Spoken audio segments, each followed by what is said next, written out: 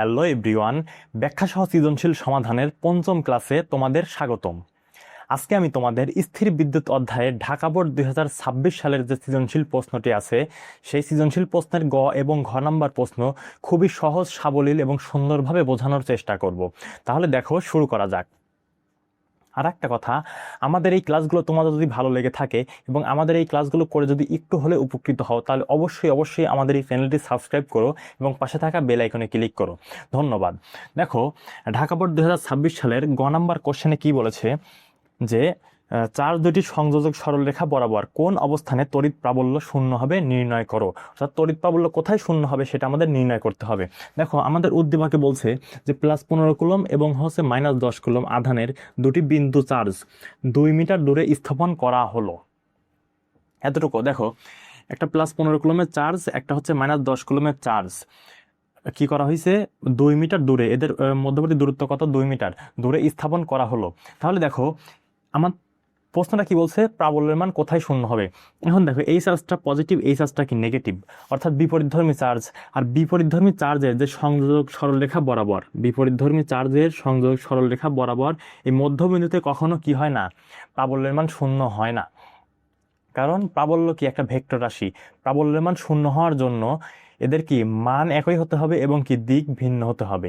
কারণ কি, দেখো, তুমি যদি এখানে যদি একটা চার্জ যদি স্থাপন করো, তাহলে দেখো এই +1 কুলম চার্জ যদি তুমি এখানে স্থাপন করো, তাহলে দেখো এই +15 কুলম চার্জ এই 1 কুলম চার্জকে এইদিকে ধাক্কা দিবে, এবং দেখো এই -10 কুলম চার্জ এই 1 কুলম চার্জকে পজিটিভ নেগেটিভ এরা কি পরস্পরকে আকর্ষণ করে, তাদেরকে কি করবে, এইদিকে আকর্ষণ করবে। তাহলে কি হলো, এদের দিক কি ভিন্ন হয়েছে ভাইয়া? এদের দিক ভিন্ন হয়নি, এদের কি দিক একই দিকে হয়েছে। তাহলে কি প্রাবল্যের মান শূন্য হবে না?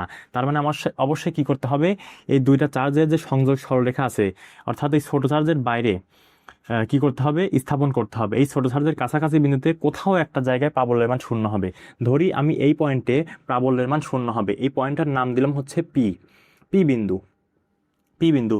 ধরি এটা হচ্ছে -10 কুলম চার্জ থেকে, -10 কুলম চার্জ থেকে x মিটার দূরে, অর্থাৎ x মিটার দূরে কি হবে, এখানে যদি 1 কুলম চার্জ স্থাপন করি, +1 কুলম চার্জ স্থাপন করলে কি হবে, প্রাবল্যের মান শূন্য হবে। এটা আমরা ধরে নিয়েছি। তাহলে দেখো, এখন কি হচ্ছে, এখন আমরা বলতে পারি যে -10 কুলম চার্জ থেকে যদি x মিটার দূরে যদি পি বিন্দুতে 1 কুলম চার্জ স্থাপন করি, তাহলে এরা পরস্পরকে কি করবে, দেখো তো, এই চার্জ এই -10 কুলম চার্জ একে কি করবে, একে আকর্ষণ করবে এই দিকে, এই 1 কুলম চার্জকে -10 কুলম চার্জ আকর্ষণ করবে। আর এই যে +15 কুলম চার্জ, এই চার্জটা কি করবে, এই 1 কুলম চার্জকে বিকর্ষণ করবে, কারণ ধনাত্মক ধনাত্মক কি করে, বিকর্ষণ করে। ক্লিয়ার? তাহলে দেখো, আমরা এখানে লিখতে পারি যে এখানে কি লিখতে পারি, এটা ভাই গ নাম্বার সৃজনশীল প্রশ্ন, যে -10 কুলম -10 কুলম চার্জ থেকে -10 কুলম চার্জ থেকে x মিটার দূরে থেকে x মিটার দূরে পি বিন্দুতে কি হবে ভাইয়া, প্রাবল্য শূন্য হবে, প্রাবল্য শূন্য হবে। আবার আরেকটা কথা বলতে পারি, আবার তুমি যদি ধরো যে +15 কুলম থেকে, আবার +15 কুলম থেকে কত মিটার দূরে হবে ভাইয়া, দেখো এইখান থেকে এখানে দূরত্ব হচ্ছে কত মিটার, 2 মিটার, এবং এইখান থেকে এখানে দূরত্ব x মিটার। তার মানে আমি বলতে পারি যে +15 কুলম থেকে 2 + x মিটার দূরে পি বিন্দুতে প্রাবল্যের মান শূন্য হবে। +15 কুলম থেকে 15 কুলম চার্জ থেকে 2 + x মিটার দূরে পি বিন্দুতে প্রাবল্য শূন্য হবে, প্রাবল্য শূন্য হবে। তাহলে প্রাবল্য শূন্য হওয়ার শর্ত আমি কি বলছিলাম, যাদের মান একই হবে এবং কি দিক ভিন্ন হবে। তাহলে দেখি, প্রাবল্যের মান হচ্ছে একই, ধরি হচ্ছে E1 এবং হচ্ছে E2, তাহলে প্রশ্ন অনুসারে হচ্ছে E1 = হচ্ছে E2।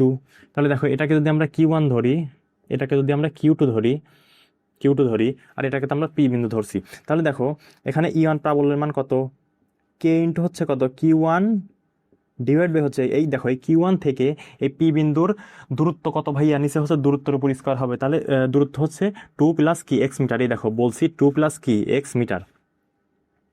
তাহলে দেখো 2 + x² ইকুয়াল টু হচ্ছে দেখো কে ইন্টু Q2, E2 হচ্ছে প্রাবল্য Q2 ইকুয়াল টু দেখো এই Q2 থেকে এই পি বিন্দু দূরত্ব কত ভাইয়া x মিটার, দেখো x মিটার, তাহলে কি করব x²।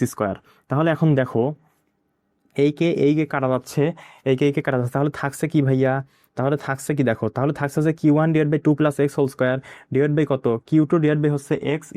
তাহলে দেখো আমি যদি এইটুকে করি কি বলে, এই কিউ ওয়ান এইখানেই রাখি, Q1 ভাগ হচ্ছে দেখো এই Q2কে যদি আমি এই পাশে নিয়ে আসি Q2, একটু আমি সাজিয়ে লিখি দেখো, আর এইখানে 2 + x² যদি আমি এই পাশে নিয়ে যাই, অর্থাৎ বাম পাশ থেকে ডান পাশে নিয়ে যাই, 2 + x² ডিভাইড বাই কত ভাইয়া x²। বুঝতে পারছো? তাহলে দেখো এখন আমরা কি করতে পারি, তাহলে দেখো তো Q1 ভাগ হচ্ছে Q2 ভাগ Q2 ইকুয়াল টু হচ্ছে দেখো এখানে 2 + x এর উপর আলাদাভাবে স্কোয়ার আছে, x² এর উপর আলাদাভাবে স্কোয়ার আছে, আমি এই টোটালটাকে স্কোয়ারের নিচে নিয়ে আসবো, দেখো 2 + x ডিভাইড বাই হচ্ছে x²। বুঝতে পারছো? তাহলে দেখো এখন আমরা এই স্কোয়ারকে যদি আমি এই পাশে নিয়ে আসি, এই স্কোয়ারকে অপর পাশে নিয়ে আসলে কি হয়, রুট হয়ে যায়, তাহলে √Q1 ভাগ কত Q2 ইকুয়াল টু দেখো এখন কি হচ্ছে ভাই, দেখো 2 + x, মানে এই এক্সটা কি আছে 2 + x এর সাথে ভাগ আকারে আছে একসাথে, তাহলে আমি যদি এটাকে আলাদা আলাদা ভাগ আকারে লিখি যে 2 ভাগ হচ্ছে x, দেখো এই প্লাস x ভাগ হচ্ছে x কত হয় ভাইয়া 1 হয়, কাটাকাটি গিয়ে, তাহলে দেখো কত হচ্ছে, মান পেলাম আমরা। তাহলে এখন আমরা মান বসাই, √Q1 ভাগ হচ্ছে Q2, Q1 এর মান কত ভাইয়া, Q1 এর মান হচ্ছে 15 কুলম, 15 কুলম, Q2 এর মান কত হবে ভাইয়া 10 কুলম, 10 কুলম। যেহেতু হচ্ছে এখানে কি চার্জের কি এখানে প্রাবল্যের দিক ভিন্ন আছে, তা সেজন্য কি হবে এখানে আমি ধনাত্মক মানটাই লিখবো 10 কুলম। তাহলে দেখো ইকুয়াল টু কত হচ্ছে, দেখো 2 ভাগ হচ্ছে x প্লাস কি 1। তাহলে দেখো এটাকে আমরা ক্যালকুলেশন যদি করি, এটাকে আমরা কি করব ক্যালকুলেশন করব, দেখো কত হয়, √15 ভাগ হচ্ছে x, √15 ভাগ কত x, না কি বললাম 15 ভাগ হচ্ছে 10, 1.224, 1 পয়েন্ট কত হয় ভাইয়া 1.224, এখানে +1 এই পাশে এসে কি হবে ভাইয়া -1 হবে, ইকুয়াল টু কত 2 ভাগ হচ্ছে x হচ্ছে। তাহলে দেখো এটাকে যদি একের সাথে মাইনাস করি তাহলে কত হয়, 1 কত হয় হচ্ছে ভাইয়া 0.224 ইকুয়াল টু হচ্ছে 2 ভাগ হচ্ছে x। তাহলে দেখো এটাকে আমি এক্স এই পাশে নিয়ে আসি এবং 2 ভাগ হচ্ছে কত, দেখো 0.224, তাহলে ক্যালকুলেশন করো 2 ভাগ হচ্ছে কত 0.224, তাহলে কত আসে ভাইয়া, বা x ইকুয়াল টু হচ্ছে কত 8.89 মিটার। অর্থাৎ তোমাকে যদি বলে যে আসলে কোথায় প্রাবল্যের মান শূন্য হচ্ছে, তাহলে হচ্ছে কি -10 কুলম চার্জ থেকে কি -10 কুলম চার্জের বাইরের দিকে হচ্ছে x মিটার দূরে, কত মিটার দূরে 8.89 মিটার দূরে প্রাবল্যের মান কি হচ্ছে শূন্য হচ্ছে। আবার যদি তোমাকে বলে এই 15 কুলম চার্জ, তুমি বলতে পারো যে +15 কুলম চার্জ থেকে কত মিটার দূর হবে ভাইয়া, তাহলে এর সাথে 2 যোগ করতে হবে, x এর সাথে কত x এর মান যেটা পেলাম এর সাথে কি করবো 2 যোগ করব, তাহলে কত হয় ভাইয়া, x এর সাথে 2 যোগ মানে 8.89 2 যোগ করলে হচ্ছে 10 দশমিক কত হয় 8.9 হয়, 10.89, তাহলে তুমি বলতে পারো যে +15 কুলম চার্জ থেকে 10.89 মিটার দূরে কি হবে প্রাবল্যের মান শূন্য হবে। ক্লিয়ার? আশা করি সুন্দর মতো বুঝতে পেরেছো। তাহলে দেখো এটুকু তোমরা একটু তুলে নাও বা স্ক্রিনশট দিয়ে রাখো। এখন আমি পরবর্তীতে ঘ নাম্বার সৃজনশীল প্রশ্নে আসবো। দেখো মুছে দিলাম।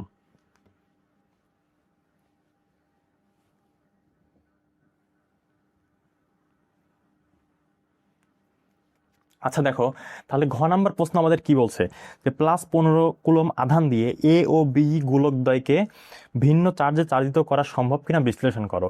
আমাদের উদ্দীপকে কি বলছে দেখো, যে স্ট্যান্ড সহ দুইটি ধাতব গোলক এ ও বি কে পাশাপাশি রাখা হলো, তাহলে এ ও বি কে পাশাপাশি রাখা হলো, সেটা কি 15 কুলম আধান দিয়ে আমরা কি আলাদা আলাদা ভিন্ন ভিন্ন চার্জে চালিত করতে পারবো কিনা, এটা আমাদের বিশ্লেষণ করতে হবে। তাহলে অবশ্যই আমরা কি পারবো, কারণ কি আমরা প্রশ্নে এইভাবে লিখব যে 15 কুলম আধান দিয়ে এ ও বি গোলকদ্বয়কে দুই ভিন্ন ভিন্ন চার্জে মানে চার্জে চালিত করা সম্ভব। এটা হচ্ছে কি মাধ্যমে, তড়িৎ আবেশ মাধ্যমে। এখন তড়িৎ আবেশটা কি ভাইয়া, তড়িৎ আবেশটা কি, যে কোনো চালিত বস্তুকে স্পর্শ না করিয়ে করিয়ে বা না ছুঁয়ে, অর্থাৎ কোনো চালিত বস্তুকে স্পর্শ করিয়ে বা না ছুঁয়ে কেবল তার কাছাকাছি এনে, কাছাকাছি এনে চার্জহীন বস্তুকে কি সাময়িকভাবে চালিত করার যে প্রক্রিয়া, সেটাই হচ্ছে তড়িৎ আবেশ। এখন দেখো, সাপোজ যদি তোমাদের আমি বাস্তব জীবনের ক্ষেত্রে এটা যদি উদাহরণ দেই, ধরো তোমাদের শ্রেণীকক্ষে 20 জন ছেলে এবং 20 জন মেয়ে আছে, তারা আলাদা আলাদা বসে কি করছে, ধরো গল্প করছে। এখন বাইরে থেকে দেখে মনে হচ্ছে তারা খুব শান্তশিষ্ট ভাবে আছে, শান্তশিষ্ট এবং স্থির অবস্থায় আছে। হঠাৎ করে বাইরে থেকে, মানে বাইরে একটা হচ্ছে আইসক্রিমওয়ালা আসলো। স্বাভাবিকভাবে কি মেয়েরা আইসক্রিম খাওয়া পছন্দ করে। তখন যখনই আইসক্রিম আসলো, তখন কি সব মেয়েরা আইসক্রিম কেনার জন্য রুম থেকে বাইরে বেরিয়ে আসলো। তাহলে দেখো এখানে ছেলে এবং মেয়ে কি হলো, আলাদা হয়ে গেল না, তারা পরস্পর কি আলাদা, ছেলেরা থাকলো রুমের মধ্যে এবং মেয়েরা কোথায় থাকলো, বাইরে, এই অবস্থায়। তাহলে দেখো এই মেয়েদেরকে বাইরে আনার জন্য বা এদেরকে আলাদা করার জন্য কাউকে কি এই শ্রেণীকক্ষের মধ্যে প্রবেশ করতে হয়েছে বা কাউকে ধরে নিয়ে আসতে হয়েছে? না, তারা কি আইসক্রিমের আকর্ষণে এমনি চলে এসেছে। ঠিক সেরকম যে আমাদের এই চার্জিত বস্তুর ক্ষেত্রেও কি এরকমই ঘটছে। দেখো আমাদের উদ্দীপক একটা জিনিস দিয়েছে যে স্ট্যান্ড সহ দুইটি ধাতব গোলক এ ও বি কে পাশাপাশি রাখা হলো। তাহলে স্ট্যান্ড সহ একটা দুইটা ধাতব গোলক এ ও বি কে কি করলাম, পাশাপাশি রাখলাম। যখন রাখলাম, প্রাথমিক অবস্থায় এদের কি চার্জহীন অবস্থায় আছে। চার্জহীন অবস্থায় থাকলেও এদের মধ্যে ইলেকট্রন এবং কি প্রোটন সংখ্যা, অর্থাৎ ঋণাত্মক এবং হচ্ছে ধনাত্মক আয়ন অবশ্যই আছে এদের মধ্যে। তাহলে এদেরকে যখন আমি পাশাপাশি রাখলাম, পাশাপাশি রাখলাম, দেখো রাখার পরে একটা আমি 15 কুলম্বের একটা চার্জিত বস্তু এদের পাশে আনলাম, কাছাকাছি পয়েন্টে কাছে আনলাম। তখন দেখো এই 15 কুলম্বের চার্জ ধনাত্মক বস্তু, কিন্তু এই গোলকের মধ্যে সমান সংখ্যক কি আছে, পজিটিভ চার্জও আছে, নেগেটিভ চার্জও আছে। যখন আমি এটা কাছাকাছি আনলাম, তখন এই যে ধনাত্মক চার্জ, এই দুইটা গোলকের মধ্যে ঋণাত্মক চার্জগুলোকে আকর্ষণ করবে এবং মানে ধনাত্মক চার্জগুলোকে বিকর্ষণ করবে। তো দেখো ঠিক সেই কাজটাই করছে, যে এই 15 কুলম্ব চার্জ, এই যে ঋণাত্মক চার্জ আছে, এই ঋণাত্মক চার্জকে কি করছে, আকর্ষণ করে এই এ বিন্দুতে নিয়ে এসেছে, আকর্ষণ করে এ বিন্দুতে নিয়ে এসেছে। এবং দেখো এবং ধনাত্মক চার্জগুলোকে সে বিকর্ষণ করছে। এই ধনাত্মক চার্জ বিকর্ষণ করে কি করছে, বি বিন্দুতে নিয়ে গেছে। এখন দেখো তারপরে আমরা কি করছি, এই চার্জটা রেখেই, অর্থাৎ এই 15 কুলম্ব চার্জটা রেখেই আমরা এই দুইটা গোলককে স্ট্যান্ড সহ কি করছি, আলাদা করে দিয়েছি। যখনই আমরা কি করলাম, আলাদা করে দিলাম, তখন দেখো এই যে নেগেটিভ চার্জ ছিল তা আলাদা হয়ে গেল এবং এই পাশের কি হলো, পজিটিভ চার্জ আলাদা হয়ে গেল। পরবর্তীতে কি করলাম, আমরা এই 15 কুলম্ব চার্জকে সরিয়ে নেওয়া, তাহলে কি হলো, নেগেটিভ চার্জ এবং পজিটিভ চার্জ কি আলাদা হয়ে গেল না? তাহলে কি ভাইয়া বুঝতে পারছো, আমরা প্রশ্নকে আমরা বুঝতে পারছি, এটাই কি ভাইয়া, এটাই হচ্ছে তড়িৎ আবেশ প্রক্রিয়া। আশা করি তোমরা সুন্দর মতো বুঝতে পেরেছো। তোমরা সৃজনশীল প্রশ্নে উত্তর লেখার সময় একটু সুন্দর করে গুছিয়ে লিখলেই হয়ে যাবে, 4 মার্ক তোমরা পেয়ে যাবে। দেখো আজকের মতো আমাদের ক্লাস এতটুকুই থাকলো, এবং আমাদের ক্লাসগুলো যদি তোমাদের ভালো লেগে থাকে তাহলে অবশ্যই আমার এই চ্যানেলটি সাবস্ক্রাইব করো এবং পাশে থাকা বেল আইকনে ক্লিক করো। ধন্যবাদ। আসসালামু আলাইকুম।